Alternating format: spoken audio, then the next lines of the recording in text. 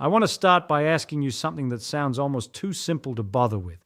When you look at a shadow, what are you actually looking at? Go on, think about it. Most of you are going to say an absence of light, and that's fine. That's the correct textbook answer. An object blocks the photons. The surface beneath receives none, and that darker patch is what we call a shadow. Simple, done. Except here's the thing. I once stood inside the most terrifying shadow in the history of the human race. A shadow cast not by a building, not by a mountain, not by a cloud, but by a ball of light that we had made ourselves.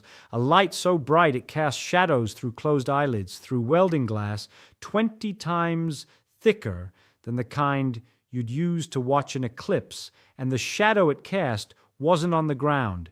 It was on history, on every human being alive at that moment and every one who came after, including you. I was 26 years old.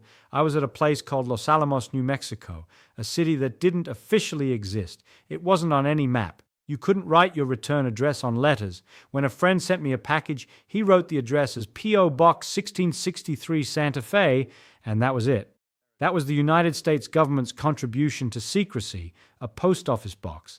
I'm telling you, there were very brilliant people involved in the security arrangements. Very brilliant. But let me back up, because if I jump straight to Trinity, that's what we called the test site, Trinity.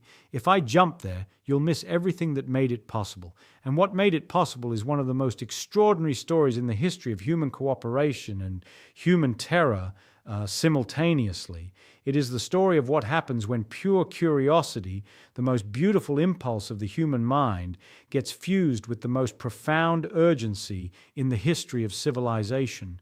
The result is something you cannot call good or bad without lying. It was both, absolutely, without contradiction. Let me tell you how I ended up there. In the spring of 1943, I was a graduate student at Princeton. I was doing my thesis on quantum electrodynamics and the theory of how light and matter interact, which sounds very abstract and far away from bombs, and it was. But then a man named Robert Wilson came to see me. Bob Wilson was a physicist, and he was a man of tremendous moral seriousness. He told me about something called the Uranium Committee and about a project being organized, and he said the Germans were working on a nuclear weapon and that if they built it first, the consequences were, and here he paused in that careful way that physicists pause when the math is telling them something they don't want to be true, the consequences were unthinkable. Now, I want to be honest with you. My first reaction was to say no. I had my thesis to finish. I had my research. And at that moment, I was also a young husband. And my wife, Arline, I'll come back to Arline because she is inseparable from this story in ways that break my heart to this day.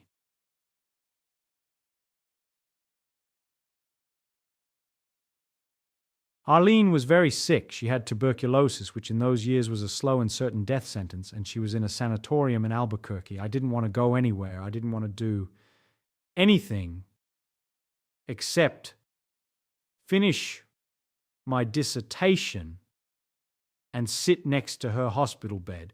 But Wilson said something that I haven't been able to unhear for my entire life. He said, "You should at least come to our first meeting and decide after that." Just one meeting. And then he said the thing that got me. He said, "If the Germans succeed and we haven't even tried, how do you live with that?" I went to the meeting. I never finished that visit as an outsider. Within a week, I had packed up my desk at Princeton, said goodbye to my research, and I was on my way to a mountain in New Mexico. Now, when people hear Los Alamos, they picture something from a movie. They picture a sinister installation with guards and barbed wire and men in dark suits making grave decisions. And there were guards. There was definitely barbed wire. I was once locked out of the entire compound by my own badge. A badge that I had made in a tinfoil press, which turned out to be a security violation, so they gave me a new badge.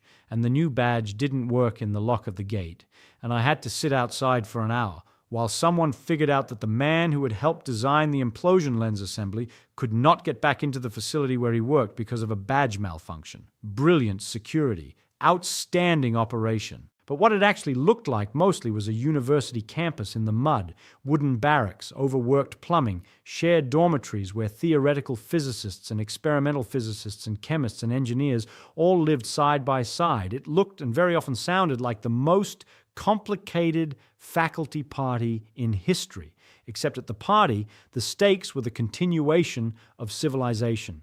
I want to tell you something about the people I worked with, because I think the public image of this project has always been a little bit wrong about this. They were not cold. They were not detached. They were not people who had switched off their human feeling in order to do their work.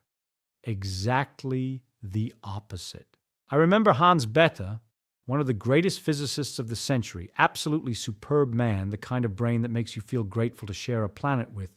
Hans Bethe would calculate things in his head that the rest of us needed 3 days of blackboard work to verify, and he would do it while walking and talking like he was just remarking on the weather.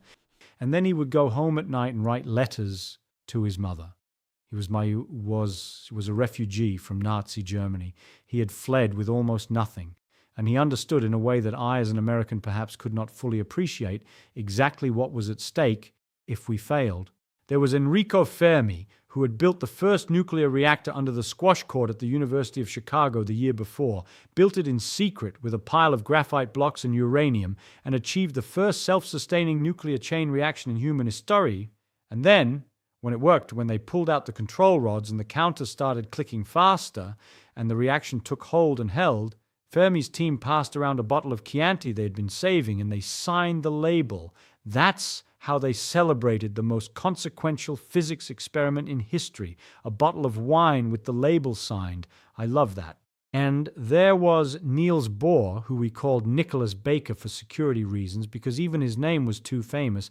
Bohr would wander around the facility like a very kind grandfather who had somehow found himself inside a very unusual family gathering. He was in his late 50s by then, which seemed ancient to me, and he would stop by your office and ask you what you were working on in that genuinely curious way that some people have and most people don't. He didn't ask it as a formality. He actually wanted to know. And then there was Robert Oppenheimer, who ran the whole thing. Oppenheimer is one of the most complex human beings I have ever encountered. Not complex in a murky way. He was brilliant, and he was charismatic, and he was sometimes arrogant, and he was also, underneath everything, deeply sad in a way that I think he couldn't have explained himself.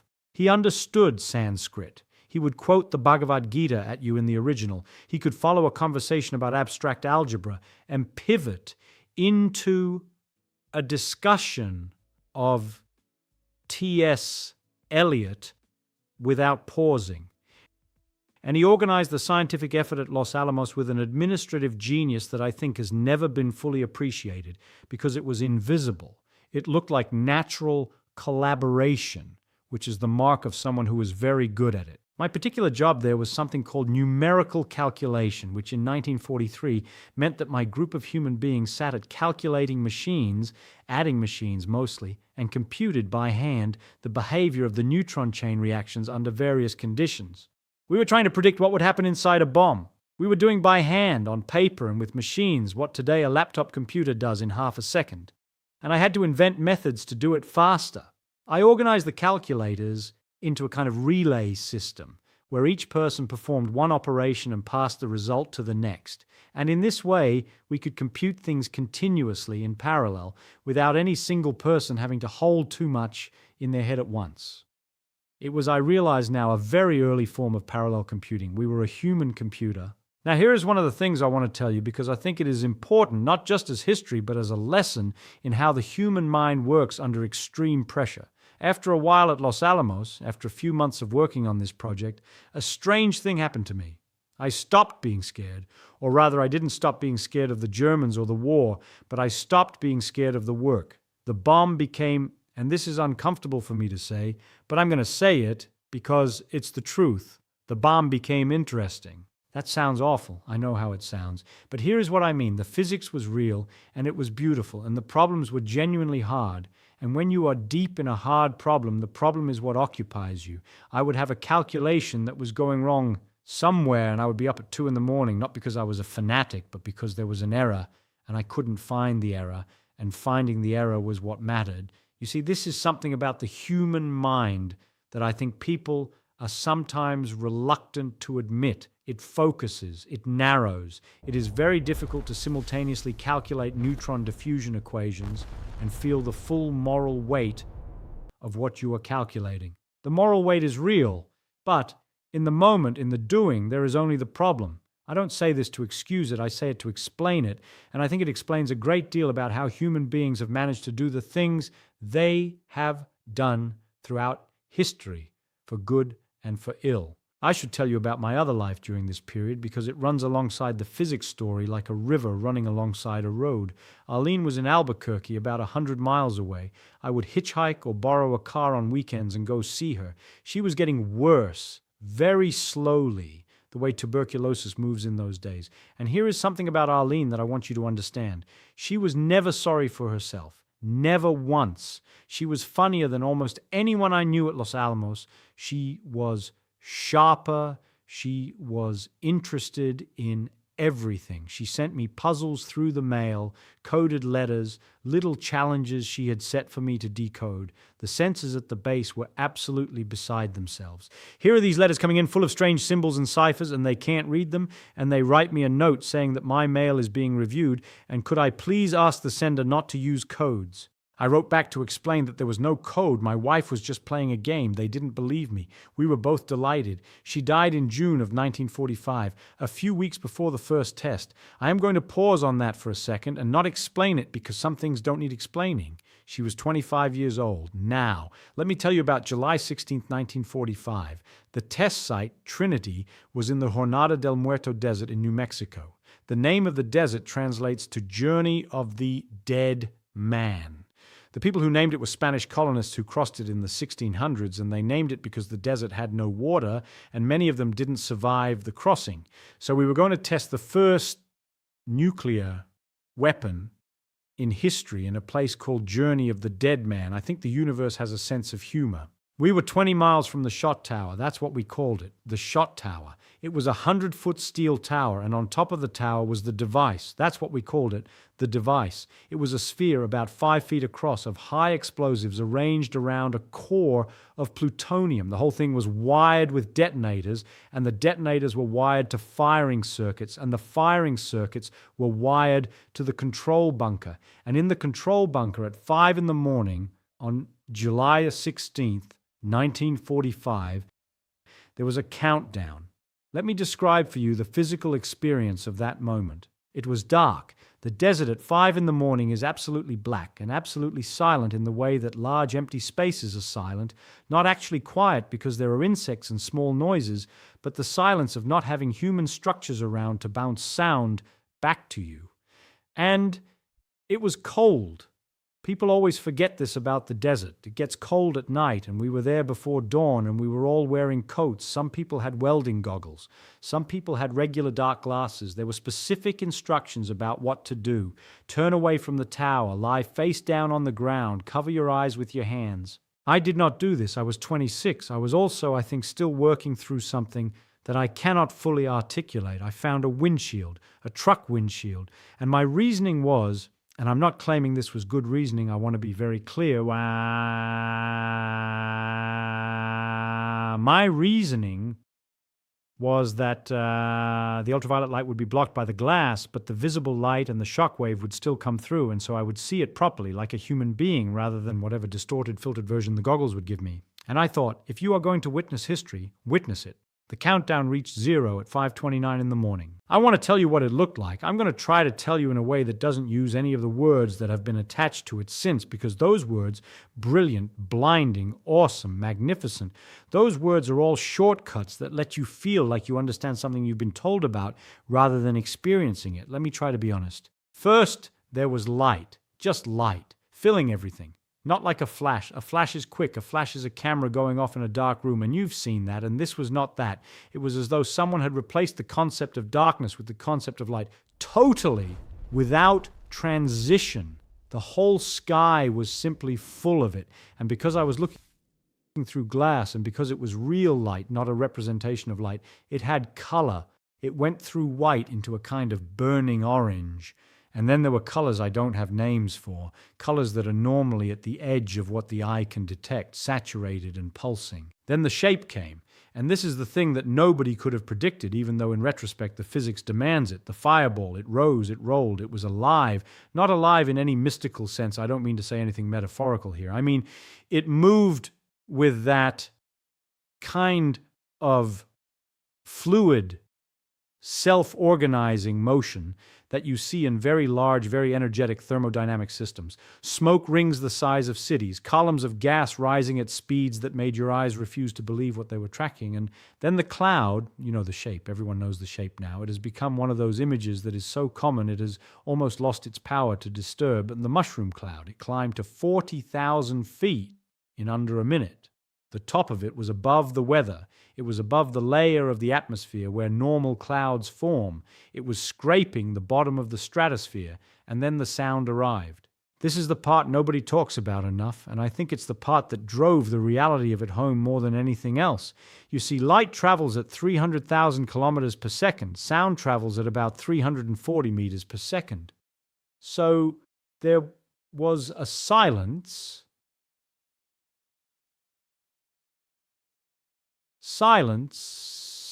of about 40 seconds between the light and the sound, and in that silence people had been watching this incomprehensible thing in the sky, and some of them were already weeping, and some of them were cheering, and some of them were just standing there with their mouths open, not doing anything that could be called a human behavior, just existing in the presence of something they didn't have the framework for. And then the sound came, and it was not a bang, it was not a boom, it was something that existed before sounds. It was a wave of pressure that passed through your body the way a wave passes through water, and your chest compressed and then expanded, and the echoes came off the mountains in the distance, rolling back and forth, and they kept coming for what seemed like a very long time. Kenneth Bainbridge, and the physicist who ran the test, turned to Oppenheimer when it was over and said, "Now we are all sons of bitches." Oppenheimer quoted the Bhagavad Gita. He said, and he said this later in an interview, not at the moment, I want to be historically precise, he said a line from it came into his mind. "Now I am become death, the destroyer of worlds." He said other lines came too, but that is the one that stayed. I did not think either of those things. I didn't have a grand thought. I had a very small, very specific thought. I thought the damn thing worked. I know how that sounds. But you have to understand that for 2 years we had been calculating, verifying, recalculating, questioning whether our physics was right, whether our engineering was right, whether the implosion would be symmetric enough, whether the initiator would fire at the right moment, whether the whole thing would actually release energy in the way we had predicted, or whether it would fizzle.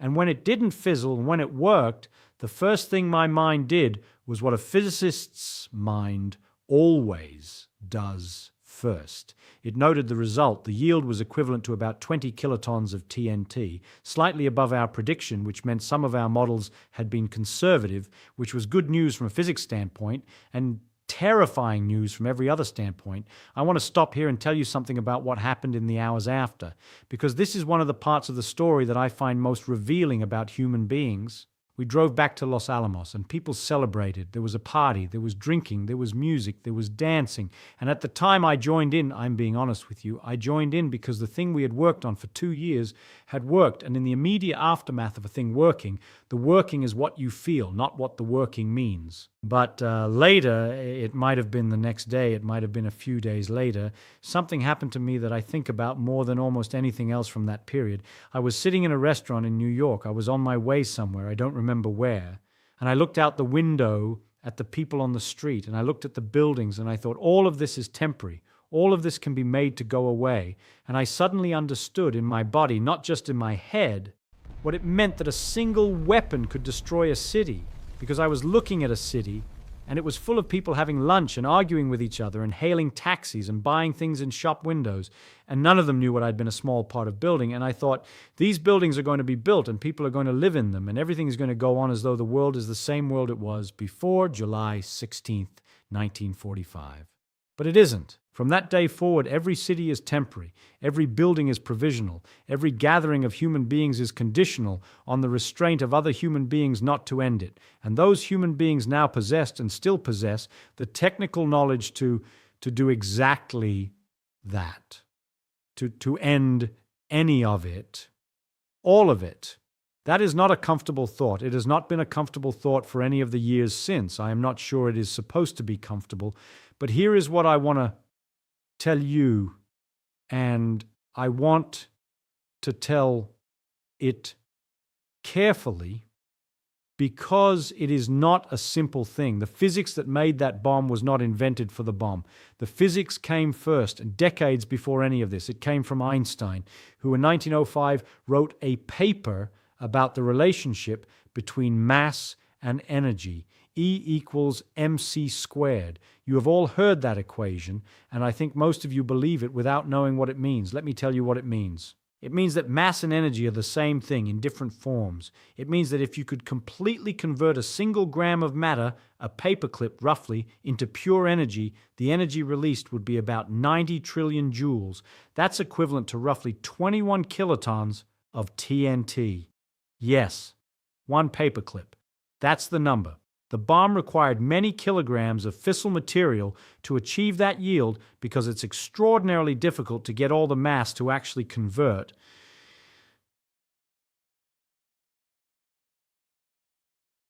Nuclear fission, moquis sei, fission, converts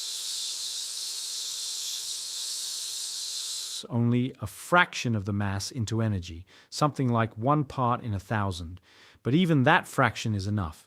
Now, Einstein did not derive that equation thinking about bombs. He was thinking about the consistency of Maxwell's equations of electromagnetism with the principle of relativity. He was thinking about pure mathematics. He was following the logic of the equations. The equation about mass and energy was a footnote, literally almost, to a paper about something else. He published it in a separate short paper a few months later, almost as an afterthought. By the way, mass and energy are equivalent.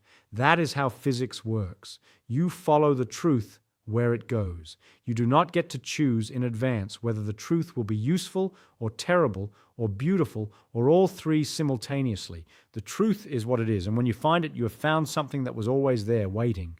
The neutron was discovered in 1932 by James Chadwick, not because anyone was trying to build a bomb, because the atomic models they had didn't quite work. There was mass in the nucleus that couldn't be accounted for by protons alone, and Chadwick did the experiments to figure out what the missing mass was. He found the neutron. He was delighted. It completed the picture of the atom beautifully. Leo Szilard, a physicist with a restless and visionary mind who had read H.G. Wells's novel The World Set Free, in which Wells imagined atomic bombs 20 years before the physics made them possible, which is a remarkable thing, by the way, the degree to which imagination precedes reality.